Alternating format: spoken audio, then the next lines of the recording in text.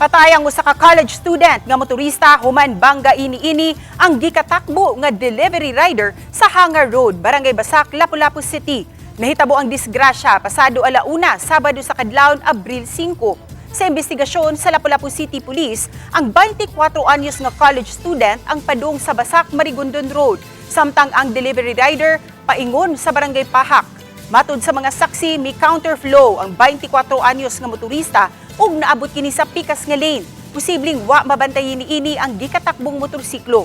Tungod sa impact, pareho silang nangalagpot, diin ang mga biktima mibangga pa sa naghunog nga sakyanan, kilid sa daan.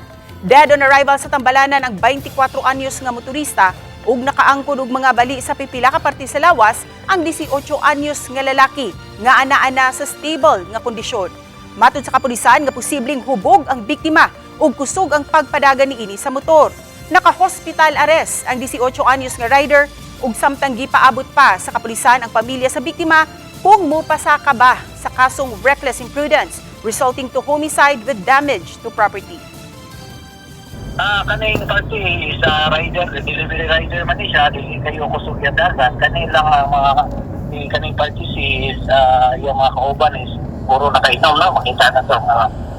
Possible, kika na sila inom, kaya launa naman kadlaw. May pahimangno ka na mag-drive ka nga atog yung kwan nga dili ka makainom. Once makainom ka, di ka mag-drive ka na manikayan na ito ang